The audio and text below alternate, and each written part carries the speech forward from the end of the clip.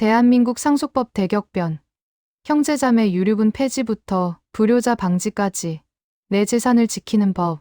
오늘은 대한민국 법률 역사에서 47년 만에 일어난 가장 충격적이고 중요한 변화를 다루겠습니다. 바로 민법상 형제자매의 유류분 상속권이 폐지된 사건입니다. 이 한 번의 결정이 수많은 가정이 겪을 상속 분쟁의 미래를 완전히 바꾸어 놓았습니다. 단순히 형제자매의 권리 하나가 사라진 것으로 치부할 수 없습니다. 이는 우리 사회의 가족 개념과 개인의 재산 처분 자유에 대한 근본적인 철학이 변화했음을 의미합니다. 오늘 이 영상에서는 헌재의 결정이 가져온 파장, 유류분 제도의 위헌성 논란의 역사, 그리고 불효자 방지 등 후속 입법이 나아갈 방향까지 깊이 있는 분석으로 완벽하게 정리해 드리겠습니다. 내 재산과 가족의 미래를 지키고 싶다면 이 영상을 끝까지 시청해 주십시오.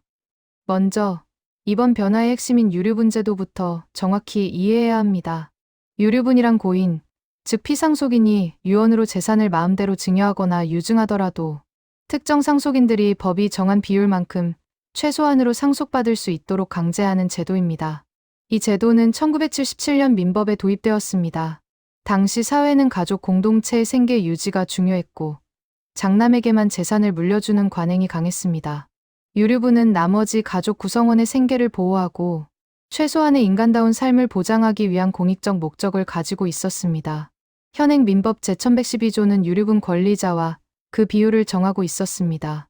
직계비속, 즉 자녀와 배우자는 법정 상속분의 2분의 1을, 직계존속인 부모와 형제자매는 법정 상속분의 3분의 1을 유류분으로 보장받았죠.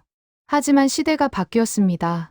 1977년과 달리 현재는 핵가족화가 일반적이고 성인이 된 형제자매는 독립적인 생계를 유지합니다.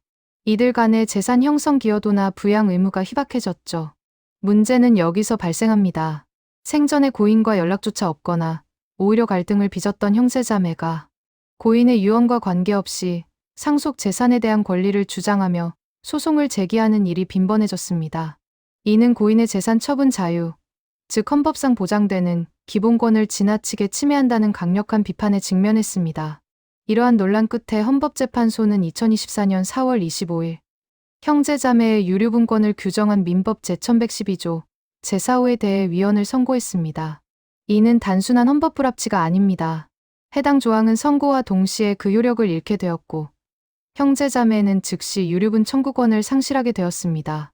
그렇다면 이 결정이 우리에게 미치는 실질적인 파장은 무엇일까요? 이 부분을 정확히 이해하는 것이 가장 중요합니다. 가장 큰 변화는 고인의 유언이 가장 강력한 힘을 갖게 되었다는 것입니다. 이제 고인이 유언을 통해 자신의 재산을 형제자매가 아닌 제3자 또는 특정 자녀에게만 물려주더라도 형제자매는 이에 대해 최소한의 몫을 돌려달라며 유류분 반환 소송을 제기할 수 없습니다. 고인의 마지막 의사가 최대한 존중되는 방향으로 법률이 이동한 것입니다. 주의할 점은 형제자매가 상속인 지위 자체를 잃은 것은 아니라는 점입니다. 상속의 순위는 민법 제1000조에 따라 정해집니다. 형제자매는 제3순위 상속인이죠. 즉, 고인에게 직계비속자녀, 손자녀, 직계존속부모, 조부모, 그리고 배우자까지 모두 없을 경우 형제자매가 유언이 없다면 법정 상속인으로서 재산을 상속받을 수 있습니다. 폐지된 것은 유언을 뒤집을 수 있는 최소한의 권리, 즉 유류분입니다. 형제자매 간의 유류분 소송은 이제 사라지겠지만 전체적인 상속 분쟁이 사라지는 것은 아닙니다. 오히려 남은 유류분 권리자, 즉 배우자와 직계비속 사이의 분쟁은 더욱 첨예해질 가능성이 있습니다. 따라서 고인의 재산 처분 의사를 명확히 하고 혹시 모를 분쟁을 예방하기 위해 유언장 작성의 중요성이 과거보다 수백 배 커졌다고 볼 수 있습니다. 헌재는 형제자매 유류분 폐지와 더불어 유류분 제도의 또 다른 문제점을 지적하며 국회에 특단의 대책을 주문했습니다. 이는 바로 헌법불합치 결정으로 나타났습니다. 헌법불합치는 해당 조항이 위헌적 요소가 있지만 즉시 효력을 없애면 법적 공백이 생기므로 국회에 일정 기한까지 개정 입법을 하라는 명령과 같습니다. 이는 가장 국민적 관심이 높았던 부분입니다. 현행법은 고인에게 극심한 폐륜행위, 예를 들어 장기간 유기하거나 학대, 심지어 재산상 범죄를 저지른 자녀나 배우자에게도 유류분을 인정할 수밖에 없었습니다.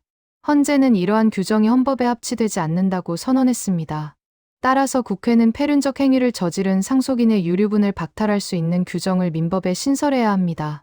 이는 고 구하라 씨의 사례로 대두되었던 구하라법의 입법 취지와 맞닿아 있으며 사실상 국회의 입법 의무를 강제한 것입니다. 또한 헌재는 재산 형성에 특별히 기여하거나 오랜 기간 고인을 부양한 상속인에게 인정되는 기여분이 유류분 계산 과정에서 제대로 반영되지 않는 점을 지적했습니다. 앞으로는 유류분을 계산하기 위한 기초 재산을 산정할 때 이 기여분을 먼저 공제할 수 있도록 법 개정이 이루어질 가능성이 높습니다.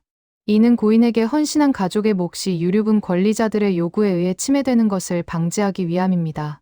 국회는 2025년 12월 31일까지 이 헌법 불합치에 따른 후속 입법을 완료해야 합니다.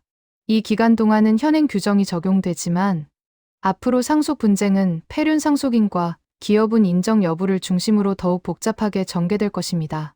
상속법의 근본적인 변화를 목도하고 있는 지금 우리는 무엇을 준비해야 할까요? 나의 재산을 지키고 가족 간의 다툼을 최소화하기 위한 실전 전략을 제시합니다. 유언의 자유가 극대화된 시대입니다. 만약 당신이 특정 자녀에게 재산을 더 물려주고 싶거나 혹은 가족이 아닌 사회에 환원하고 싶다면 반드시 유언장을 작성해야 합니다. 특히 법적 분쟁을 막기 위해서는 자필유언보다는 공증유언이나 녹음유언 등 법적 요건을 완벽하게 갖춘 유언 방식을 선택해야 합니다. 유류분 제도가 약화되면서 생전 증여의 전략적 가치가 더욱 커졌습니다. 하지만 증여 후 사망 시점에 따라 유류분 계산에 포함되는 기간이 달라질 수 있습니다. 형제자매 유류분은 폐지되었지만 자녀나 배우자의 유류분은 여전히 존재합니다. 따라서 증여 시점과 금액을 조정하여 상속세 부담은 줄이면서도 유류분 문제를 최소화하는 종합적인 상속세 및 증여세 계획을 다시 세워야 합니다. 기여분의 중요성이 커졌습니다. 고인을 오랫동안 부양하거나 재산 증식에 특별히 기여했다면 그 증거를 명확하게 남겨두어야 합니다. 요양 비용 지출 내역, 부양 사실을 증명할 수 있는 객관적인 기록, 재산 증식에 기여한 구체적인 자료 등은 향후 기여분 주장 시 결정적인 역할을 할 것입니다. 오늘 우리는 형제자매 유류분 폐지라는 상속법의 대변역을 심층적으로 분석했습니다. 법은 시대의 가치관을 반영합니다. 이번 민법 개정안은 상속의 가치가 핏줄에서 자유와 기여로 이동했음을 명확히 보여줍니다. 이 결정은 모든 국민에게 자신의 마지막 의사를 존중받을 권리를 주었지만 동시에 나의 재산은 내가 정리한다는 책임을 부여했습니다. 지금 바로 당신의 상속 계획을 점검하십시오. 복잡한 법률 문제는 전문가의 조언을 통해 대비하는 것이 현명합니다. 오늘 영상이 도움이 되셨다면 구독과 좋아요, 그리고 알림 설정 부탁드립니다. 저는 다음 시간에 더 유익한 정보로 찾아뵙겠습니다. 감사합니다.